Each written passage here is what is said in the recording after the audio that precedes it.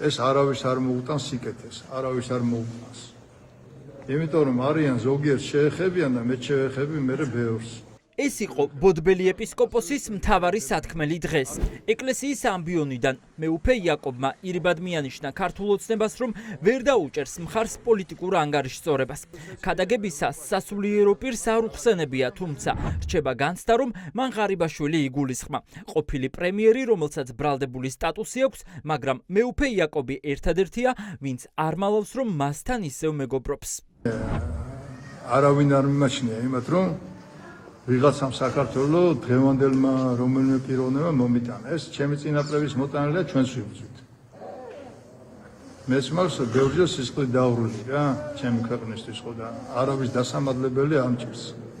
მერთმა დაგლოსოთ, მერთმა გაგახაროთ. მერთმა სული წმინდის მარად დაგავსოთ და ლოცვაც ვიცით და ბრძოლაც ვიცით. თუ არა და გამოცადო. შეგნით თუ გარეთ. ამერიკიდან ახლა დაბრუნებული სასულიერო პირი დღეს ანტიდასავლური განცხადებების გავრცელებით იყო დაკავებული. პოლიტიკური ქადაგებისას მან პრაქტიკულად თქვა, რომ შეცდომაა კონსტიტუციაში 78 მუხლის არსებობა. სინოდის გავლენიანი წევრი ამტკიცებს, რომ ნატოში და ევროკავშირში ინტეგრაციის შესახებ კანონში არსებული ჩანაწერის გაკეთება ოცნებას წლების წინ დააძალეს. მაინც მაშინაც ვამბობდი, დღესაც ვამბობ რა, არასორი იყო კონსტიტუციაში ძალით რომ ჩაგაწერინებე რაღაცას. უნდა ფიქრობდე, რომ წინ რაღაცა აქვს რა, ნატო და ევროკავშირი. და რა მივიღეთ ადამიანებს, რომლებსაც საქართველოს სიკეთე გვინდა. გაძაღლებული გვაქვს ცხოვრება, ხო? აი, შეხედეთ რა. ხან ვირას გვასწავლის შკუას, ხან ვირას გვასწავლის, ხო, მაგრამ ვინც გასწავლის იმას თვითონ ხომ უნდა კონდეს, ხო? მეუფე იაკობი დღეს თავს დაესხა პროტესტში მყოფ მოქალაქეებსაც. სასულიერო პირი ამბობს, რომ არ სჯერა ქუჩაში მყოფი ადამიანების და ამიტომაც არ უჭერს მათ მხარს.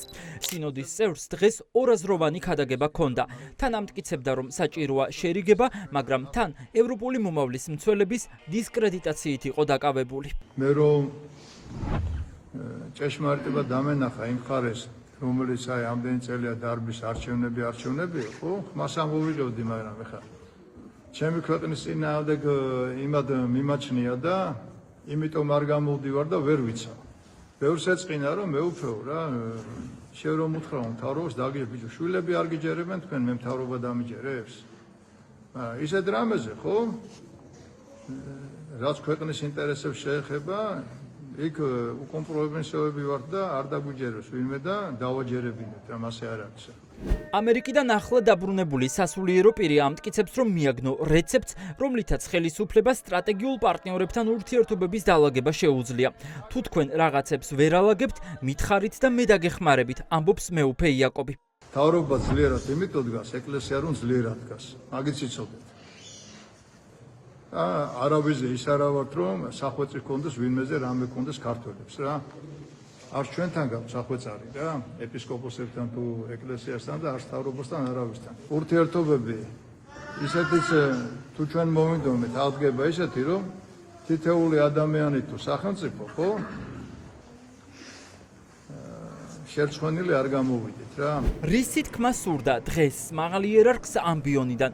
თეოლოგები ფიქრობენ, რომ საპატრიარქოში დიდი ცვლილებებია მოსალოდნელი და მეუფე იაკობმა ოცნებას გზავნილი გადასცა. მზადა ივანიშვილის პარტიას გვერდში ამოუდგეს და ყველაფერში დაეხმაროს, მაგრამ თან ეუბნება, რომ მასაც არანაკლები ძალაუფლება გააჩნია. საპატრიარქო ელოდება ცვლილებებს, აშკარად სერიოზულ ცვლილებებს და ეს გზავნილები მეუფე იაკობისა იყო ქართული ოცნების მისამართით, რომ მე აქ ვარ, მიგულეთ თქვენს გვერდით, თუ არ მიგულებთ, ჩვენ ლოცვის გარდა ბრძოლაც ვიცით. ხო, რაც შეეხება 78 მუხლს, ეს იყო ასევე ოცნებისადმი გზავნილი, რომ მზადა ვარ ამაშიც კი მხარი დაგიჭიროთ. ქადაგება, როგორც უკვე აღნიშნეთ, იყო ამორალური, იმიტომ რომ ის უხეშად ყოფს საზოგადოებას.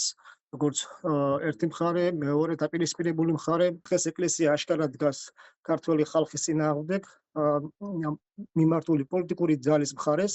ამბიონიდან ქადაგებისას მეუფე იაკობმა ახსენა არაბული კომპანიის მიერ დაგეგმილი მშენებლობის და მკაცრად გასაიდუმლოებული კონტრაქტის ამბებიც. სინოდის გავლენიანი წევრი ამტკიცებს, რომ საიდუმლო შეთანხმებით ქვეყანას საფრთხე არ ემუქრება, რადგან ამ უკანასკნელს ეკლესია არ დაუშვებს. უხედავდი არაბიზაციის საფრთხეს, ხო?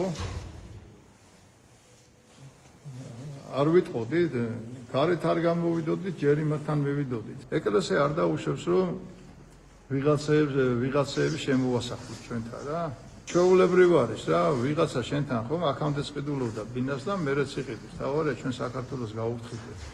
დღეს ბოდბელი ეპისკოპოსი პრაქტიკულად იმ სასულიერო პირებსაც დაემუქრა, ვინც საპატრიარქოს გაფრთხილებების მიუხედავად დღემდე სიმართლისთვის მებრძოლი ხალხის გვერდით დგას და სიმართლეს ქადაგებს.